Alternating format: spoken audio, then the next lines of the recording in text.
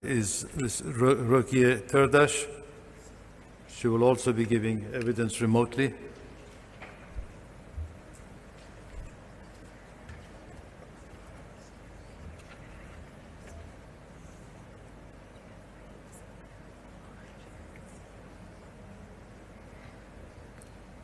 Rukiye Hanım. Okay, I couldn't open the camera. Sorry. Hoş geldiniz. Merhaba, hoş bulduk. Thank you. Thank you. Rukiye Turdush is an activist and a researcher with the Uyghur Research Institute. She studied history at the East China Normal University in Shanghai. She's the former president of the Uyghur Canadian Society. She studied international development and social work in Canada. In her report entitled Genocide in East Turkestan, she uses testimonials from 135 direct and indirect witnesses, corroborated by secondary information, to outline a pattern of abuse against Turkic minorities in Xinjiang. This abuse includes physical and psychological torture, as well as the existence of a pattern of forced contraception, sterilization, and abortions inflicted on women from Turkic Muslim minorities. This report also examines the possibility of a genocidal intent on the part of Chinese authorities. Mrs. Turdush, do you have a presentation for us? Because I got Pfizer, so I got very sick. I could not prepare the PowerPoint presentation, but I prepared the presentation based on my report. So should I present right now? Can I? May I, please? So the report that I will present today was written in the end of 2018, published in February 2019, and partially updated in October 2020.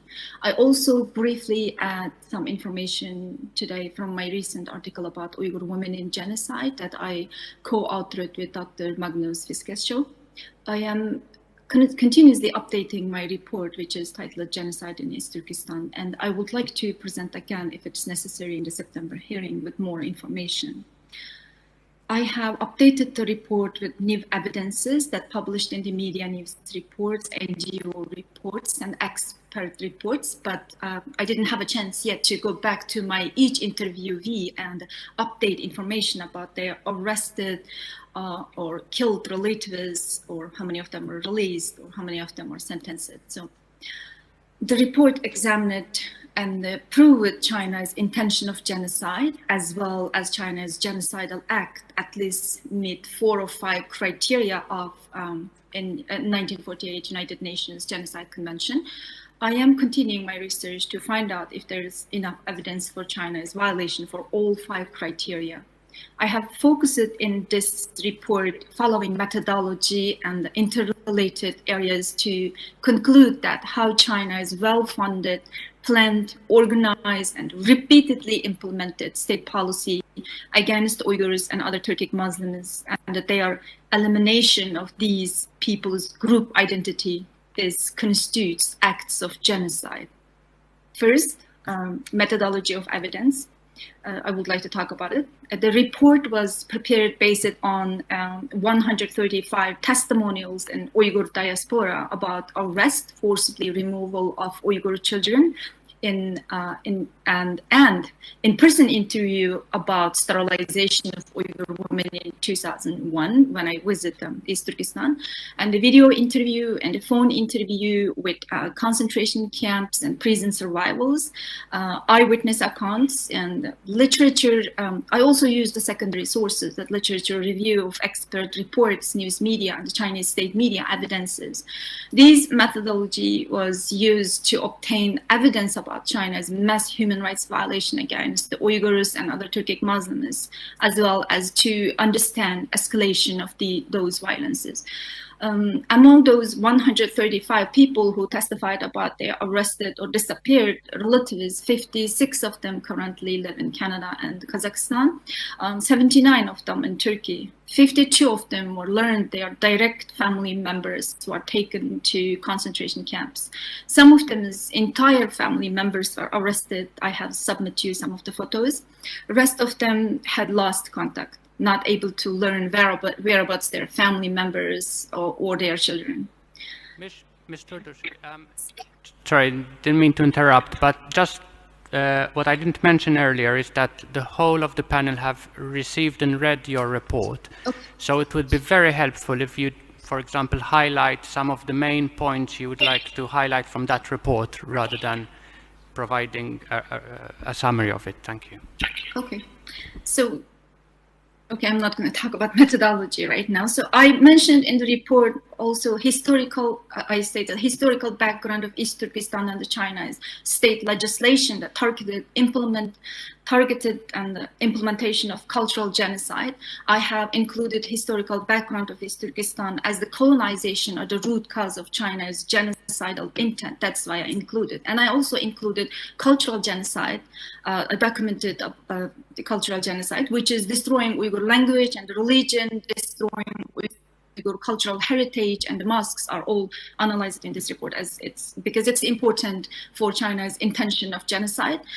Even though cultural genocide was excluded in 1948 Genocide Convention, however, there is no difference between intention of cultural. Forgive my interrupting you and you, Mr. Zamit Borda, Okay. but I'm afraid you're speaking at a reading speed, not a speaking speed, and there are people in the hall, and I think they've got to be able to understand what they will not probably have read. Forgive my interrupting you. No, sorry. I'll read them. So I included historical background as well as cultural genocide because cultural genocide is important. It proved China's genocidal intention. We know that the cultural genocide was excluded in 1948 Genocide Convention. However, there is no difference between intention of cultural genocide and the genocide. So I documented cultural genocide as well in my report. I have raised other examples for China's genocidal intent in this report. I will mention separately at the end. Third, I also wrote in this report China's genocidal act that violating Article 2A, Article 2B, Article 2D, and Article 2E. China's violation of Article 2A, which is killing members of the group whole or in part because of their identity and the religion and the culture. As an example of China's implementation of physical genocide, I have included China's killings in Baran Massacre, Golja Massacre, and Urumqi Uprising, and the killings in other incidents, as well as the statements of eyewitness accounts. Even though these killings were prompted by China's dissatisfaction, the Uyghur people's dissatisfaction China's treatment against Uyghurs and other Turkic Muslims, the violent Chinese repression during and after each uprising, regardless of whether Uyghurs had participated or not, those uprisings strongly suggested a Chinese intention to destroy the Uyghur people as an ethnicity, not a political reason. For example, one of the Chinese soldiers who participated in the crackdown at Baran stated that time was very entertaining. We shot anybody human in that Uyghur village. The conversation was quoted by Chinese official who wrote the article and posted in Chinese website. Footnote of this quote as the same with the footnote 37 in my report, which is missing. I'm sorry for that. That report was not updated. So I also stated in my report China's violation Article 2B, causing serious bodily and mental harm to members of the group. China's state surveillance policy that controlling every move and the thoughts of Uyghur people and the twin relationship policy that placed 1.6 million Han Chinese cadres in Uyghur homes destroy Uyghurs' mental and physical autonomy. The several direct victim accounts statements about rape and the torture is evident for serious bodily and the mental harm as well. According to New York Times, 500,000 Uyghur kids were removed from their home and separated from their parents. I have cited this in my report. Separation from their parents and the community creates long-term psychological and physical damage on brain cells. It was proven by many neurologists. We do not yet know how poorly these kids are treated and how many of them are killed or abused, but I assume it's those separation is harming those kids' mental development. And China violated Article 2D as well. Article 2D is imposing measures intended to prevent birth within the group. I have included analysis of the Chinese state policy about the birth prevention, statements of interviews in my report. Further, China's forced marriage policy and forced forced labor policy that I argued in my recent article about Uyghur women in China's genocide, co-authored with Dr. Magnus Fitzgerald. I have argued that China's state-sponsored forced marriage, forced labor camps that segregated Uyghur women and the men in different places also contributed to the population reduction, and it has violated Article 2D. China's violation of Article 2E, which is forcibly transferring children of the group to another group, documented in this report as well.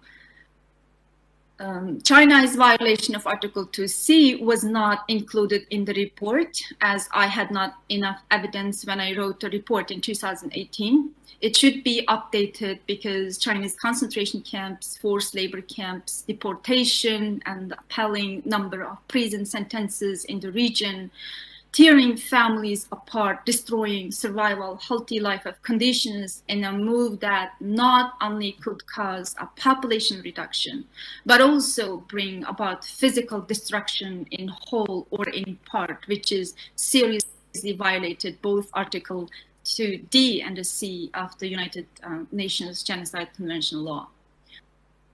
Now I would like to give more examples about China's genocidal intent, possible intent. China's genocidal intent was predated before its colonization.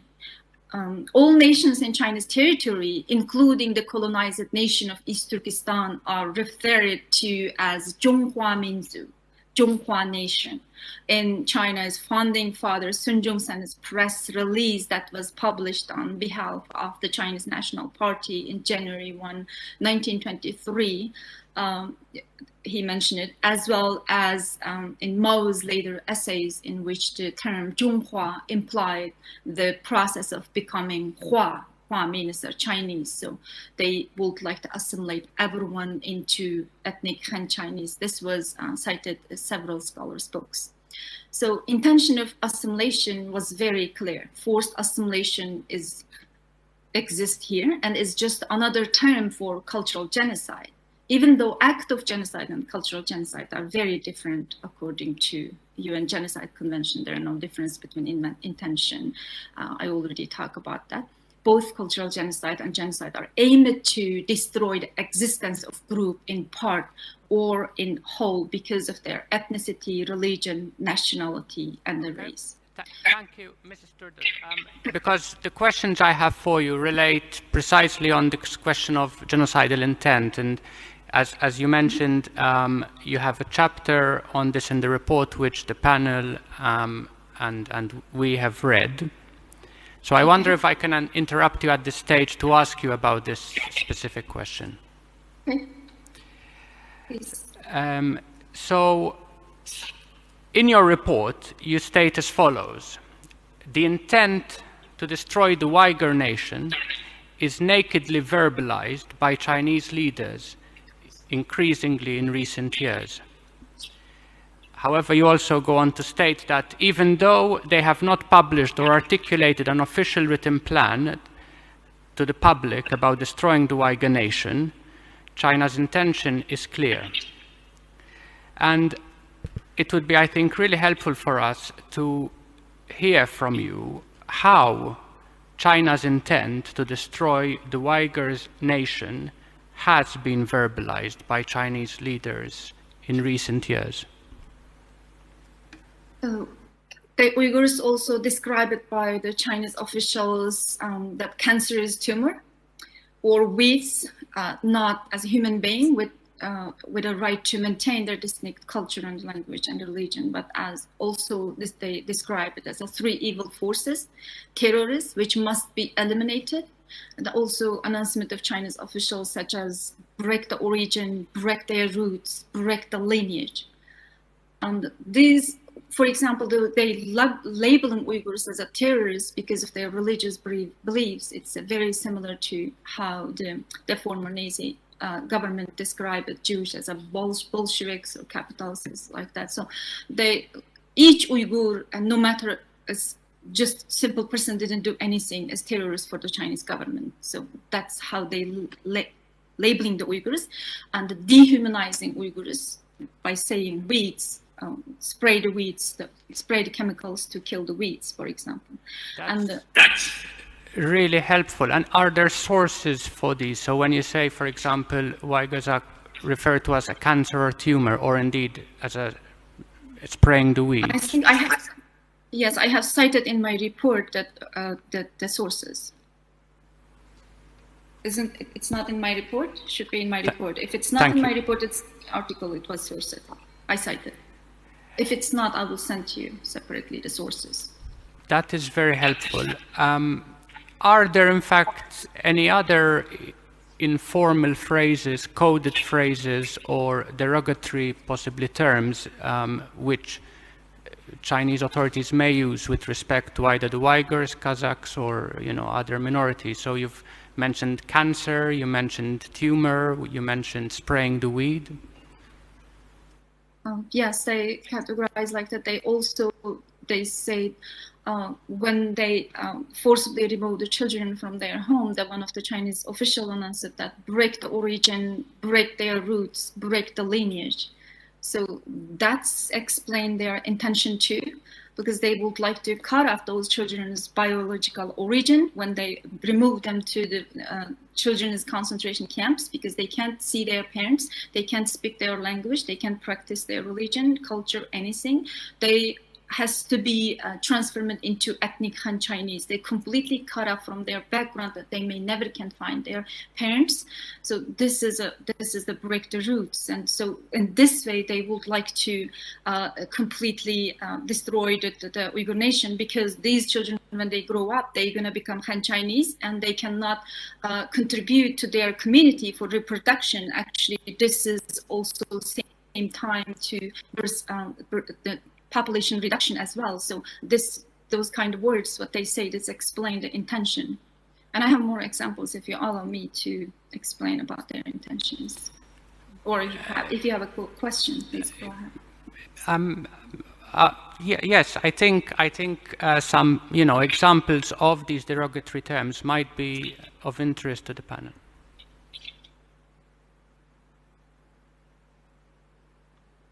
Excuse me. Did you ask a question or? Yes. So you said you have further examples of derogatory terms. Oh, got it. Sorry. Okay. Similarly, the Chinese ambassador in the United States responded to global criticism about mass detention of Uyghurs and other Muslims in China's so-called re-education camps, claiming that is to change the Uyghur into normal person. So they detaining Uyghurs to changing them to normal person. So for them, the Uyghurs are not the person or normal person. Detaining them in the prison and detention centers is changing them to normal person. So they were justifying their torture and the detention and the killing Uyghurs. So this is dehumanizing as well, and this can explain their intention as well. And Chinese state policy against Uyghurs and other Turkic Muslims is plainly evident for China's intention, actually. The Chinese government plans do not explicitly advertise the genocide, but are couched in the language of re-education and the pairing families and those kind of policies and birth prevention policies as well.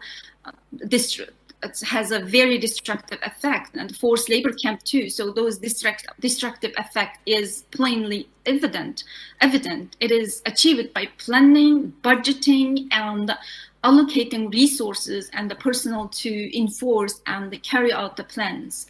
The Rwanda Tribunal mentioned how this will be the genocide. Explain the genocidal intention too. Thank you. That's really helpful. A very quick question. So many of these phrases or terms that you have cited, and they are in your report, are, as you put it, either verbalized, they have been verbalized, or indeed are based on secondary sources, although you've also referred to, say, the embassy website, which would be a primary source. And my question Sorry, go ahead.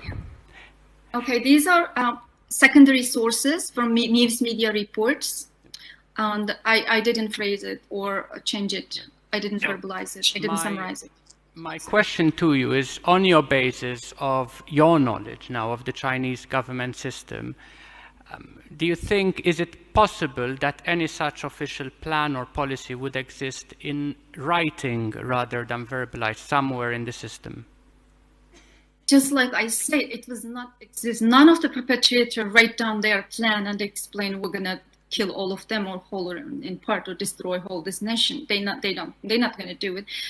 Especially the Chinese government, they're trying to hide their crime. Of course, they're not gonna do it. They just, as I said, they camouflaging their policies. They call the concentration camps re-education camps, and the forced labor camps. They said, oh, this is for poverty alleviation, and they removing children to separate from their parents, and they said, oh, we educating them, or this is the orphanage camps. They have very beautiful words to camouflaging their plans, but and force the birth prevention policy too. So all of them they doing repeatedly, and it was achieved by planning, budgeting, and allocating resources. So this is they doing this repeatedly, despite there is a devastating effect.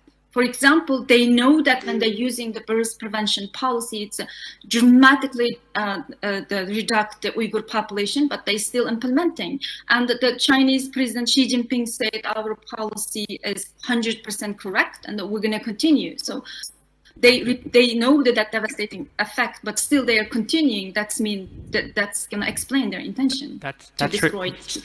Really helpful. My final question is a quick one. It relates to family planning workers, which you refer to in your report. And you say that these family planning workers have so much power, they can put you in prison and sentence to life or to long-term imprisonment if they want. They can order sterilizations, contraceptions, abortions. And I guess my question to you is, do you think that these family planning workers act on their own initiative, or are they following a policy, a plan? And if yes, if they're following a plan, at what level do you think that plan is set? They strictly follow the plan, I think, but they have a power, that's a lot of power, I believe, because some Uyghur families actually can bribe those family planning workers, and they can hide their children, or they can get extra children if they have money. And some of them, if they have family planning relatives, based on my research, they can also, because of they have good relationship with the family planning workers, they can hide their children too, or they can get more children without the government doesn't know that. So they can do that. But same time, if the in some regions, if you don't know the family planning worker, of that, it's depend on region and region. It's very, very different, I think. And some regions, some family planning workers are very strict. They do, like, I don't know, they use the harsh policy, following the government's policy. Some of the regions, they can just I don't know, relax it and hide it, and not all of them, because as I said, if you give the money, so that's how I interviewed the people, and people told me it's based on my research as I learned it. So I think it's like that. It's based on the town and the village and the places, and it's depend on who's this family worker.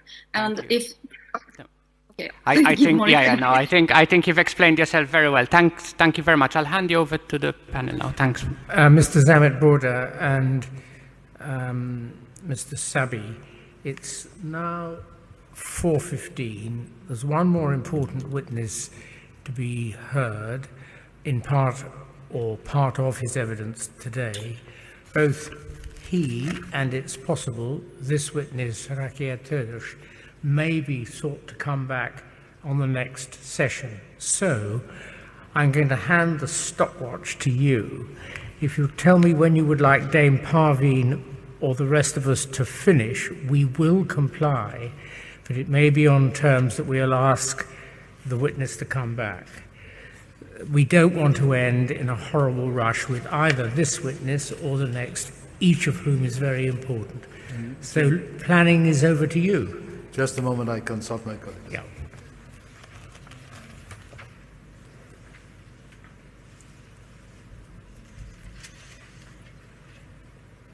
We're taking a break as well, but we aren't.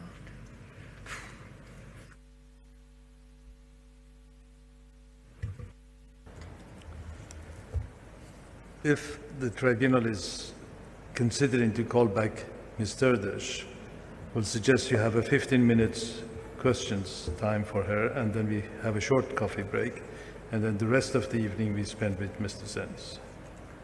I think that sounds very sensible, and I've got a suspicion Dame Parveen will agree. Thank you very much indeed, and thank you for your introduction of what you've done. Can I just start off with just one or two questions about the data collection? So the aim was to look for areas which could be labeled or be compliable with the word genocide. So the question I want to ask you is, did you collect the data under the various aspects that would call what you've got as genocide, or did you fit in the data you already had under these headings? No, I didn't collect the data under that aspect. I was thinking, since 2007, the human rights violation were escalated, I would like to assess the escalation. That's why I collect the data. After I finish my research, when I interviews and everything, when I assess it, it's fit to the in 1948 United Nations Genocide Convention's criteria. I didn't assess. I didn't plan it. Okay, thank you. You said the testimonial is based on hundreds of Uyghur civilians, but yet you only give us data for 135. So were they data which were contradicting what you wanted to find out? I don't think it's contradicting, because I did not only use those witnesses' interviews for my conclusion in my report. My conclusion in this report based on also secondary sources and some of the other information that I directly get from East Turkestan, based on my contacts, and also the media reports, including North American media, European media, Chinese state media, Australian reports, and non-governmental human rights organizational reports, and literature review I did for the expert reports too. So all these research are consistent, and it's linked to the Chinese government's policies too. It's consistent with Chinese government's policy too. I researched the Chinese government's policy as well, and it's it is fit to the genocide convention. So I don't think it's these cases that interview it are distinct cases. They are prevalent cases. Yes, no, I have no doubt about that. But what I'm trying to get out, it could be argued that you've not included negative data. So if you had hundreds of civilians you could have got the data from, you've only taken 135. So you've picked up just the positive ones and left the negative ones. Yeah. 135 was I used structural interview questions, but each person is the same question I used. So these are most of them as testimonial or secondary victims. The 135 of them, most of them are secondary victims because I categorized the data with secondary victims and direct victims and indirect victims. So these 135. No, I'm trying to be the devil's I advocate. will come to your question because I interviewed on 19 people. Those are direct victims. I didn't pick up the people. I used both structured and unstructured interview questions. So when I interview with, and some of them I picked if this is those interview, if direct victims I used on the report. Indirect victims, that are testimonies, and the most of them. So I didn't mostly argued with that testimony in my report. Okay, thank you. I understand. You can repeat again. Sorry? Did I answer your question? No. I misunderstood. Could you please repeat? I can answer again. Could you just talk a bit slowly for me, because it's the reverberation I don't quite get. Thank you very much. So just going on to one or two other questions within this, what you've told us. Words like Islam is a mental disease and eradicating tumors and the weeds and so on, are these coming from high officials? Are they local officials in counties? Not from the Beijing. It's some of them is local officials say it, and I don't remember right now in my report. It's a huge 2 articles I have. I was very sick. I didn't have a time to review my report, but I have the sources. I can send you my sources and which ones say it, high official or local. Some of them might be high officials. Okay. So one of the officials said that the only crime, this lady, is the only crime is being Uyghur. Officials, honestly. How official is that? I mean, it's not written down in any of the edicts that are coming from right at the top, are they? I think that's the camp and police officers in the camp or guard. I think I remember when the Mihrigul Tursun, she was one of the camp survivor. When I interviewed her, her only crime was Uyghur. They say because when she tortured. So sorry to interrupt, but I'm just thinking that if that was the case, why do they make up excuses to take people into camps like you've got a mother abroad or you send some money somewhere? They don't need to do that. Because they have to hide the crime. They have to show to the world that they have an excuse. They always do the excuse. Those excuses actually explain their intention too. For example, they have excuse Uyghurs are terrorists. And with that excuse, they justifying killing Uyghurs and arresting Uyghurs. Actually, this is explain their intention too. Okay. Why do you think they got rid of the intellectuals, or they're trying to get rid of the intellectuals? Excuse me? So you've got a whole couple of pages on the Uyghur intellectuals being put into jail. Why was that? Why do you think that has an impact? That's explain China's genocidal intent too, because Uyghur intellectuals are leading forces of the Uyghur people in East Turkestan. When you kill and destroy the leading forces, when you kill the head, body gonna be paralyzed. So that's how they want to paralyze and destroy the Uyghur population. That's gonna explain the intention too. Okay, I'm just, because of time, I'm going to miss out a few things, but just want to ask you, was the persecution of the Muslims fueled by the China's new anti-terrorism law, which was adopted in 2015? Do you think it got worse? You say there were several aspects. The anti-terrorism law, which was adopted in 2015, do you think that made the terrorism against the Muslims worse, the persecution worse? Yes, it's that persecution, they would like to justify their killings and execution against the Uyghurs. They just label the Uyghurs terrorists, and they use the war on terror as an excuse. Your question is Muslims in overseas and out of China, or like you were talking about the Muslims in China? Within China. Okay, sorry, time-wise, I can't push you more. So just tell me a little bit more about the two things which I think are important. One is the children being sent to camps, and the other is women. So perhaps you could just talk a little bit about the children first, and then we'll talk about the women. In my research, I have documented 52 children were taken away from their home. Many of them as parents in overseas in Turkey, and I have sent the photos too, and I forgot to send lots of other photos I will send to you. So those kids where parents were arrested first. When their parents were arrested, some family members, even they have grandparents, even they have aunts or nephews, they would like to take care of them. They still arrest those, they still took those kids. And I have one example in my report that Ilyar, he's, I think if I correctly remember his name, because I didn't use the real name, so I mixed up. I don't want to say the real name. Those kids, he has 3 siblings. His parents were arrested just because they refused to eat Chinese dumplings that Han relatives bring it to them made with pork, and their parents were arrested. That was happening in Aksu.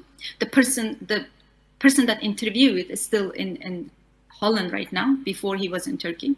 And then his siblings, the 14-year-old one taken to the boarding school, the rest of the 3, he doesn't know that the government officials taking them too. And another person I interviewed, I didn't put in my report, he had 4 children. The girl, after she fled to Turkey, as his wife was arrested and sentenced to 10 years, his brother was arrested and his parents were arrested. And he had 4 children left. The eldest one was taken by the government officials to the school. That's a girl, 12 years, I think, at that time when she was taken away. Rest of the kids, one of them went to the street and they get the car accident, and another one of them disappeared. Little one, and not came again. The Chinese officials came and taken away because. No, I just don't want the details because we've got them here, so we can read them here. But you think you got sufficient evidence for that.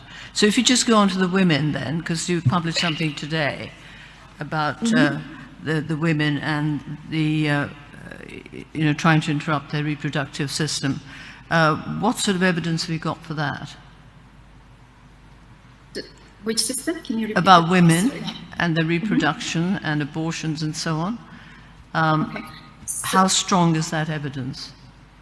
I think it's very strong because when I went to East Turkestan in 2001, most of them from the Gulja, my relatives and the friends, I interviewed randomly, and they showed me the certificate I sent to the statement. I had the proof. So they showed me the certificate. I have seen the certificate that they were sterilized.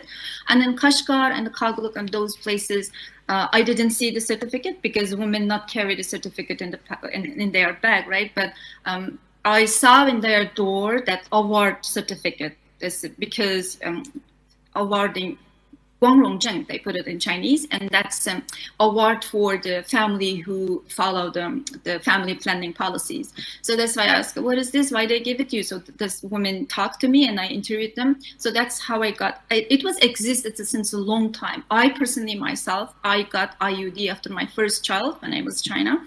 And then I could not remove that. The Canadian doctors could not find that IUD, and I didn't get sick like those women, but some women is infected, but I didn't get infected, but I still want to remove to get the second child. So that's why I go back to China to remove that IUD because I couldn't find a doctor here to remove the IUD. And so it is happening to every woman this, but they escalated in 2017 and that strictly control those birth controlling policy, use this birth controlling policy, and women were, the any woman find sometimes before the women have a chance, if they have a relatives, the family planning workers, if they give bribes so they can hide. But since 2017, it's become very strict. They could not do it. They could not do anything. So this policy was implemented.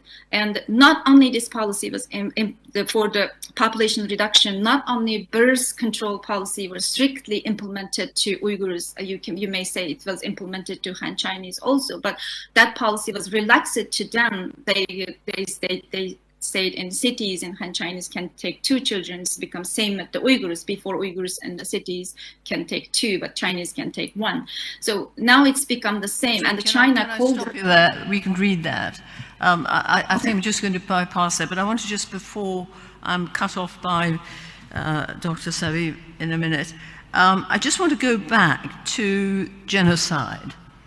And we've got 2 definitions there. We've got Raphael Ramkin's definition, and we've also got the US Genocide Convention. Now, how does your data fit in with this? Because you end up saying it's probably different, or there's no difference in intention. Could you just explain that to us?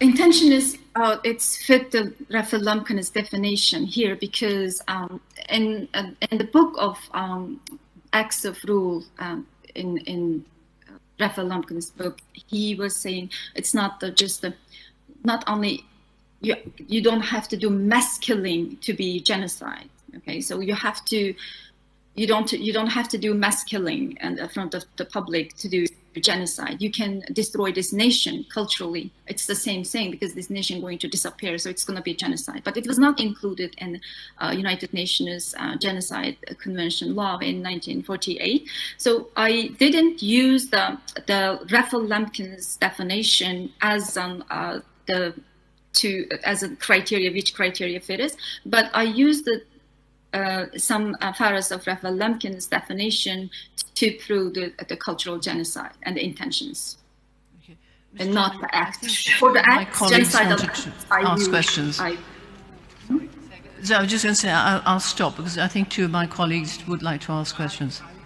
I suspect we've got to be disciplined. We are not going to leave this afternoon in a great hurry. And providing Rukiye Turdush is able to promise to keep herself available between Friday, not between, but on one of the days between Friday the 10th and Monday the 13th of September to come back. Can you do that? September? Can you repeat, please? Because I have fever. I can't hear you very well right now. So can you make yourself available to the tribunal at some stage between Friday the 10th and Monday the 13th of September? Yes, I hope so, if nothing I'm sorry you've happens. got a fever. And the next time we'll ensure that you're timetabled so as not to be under pressure, and everyone will be able to deal with your very helpful report. Thank you very much. At leisure. Because of the vaccine, I become like this. I'm so sorry for that. Not at all. And I hope that you enjoy the period between now and September. Have a holiday if you can. Thank you very much. Mr. Sabi, 15 minutes and no more.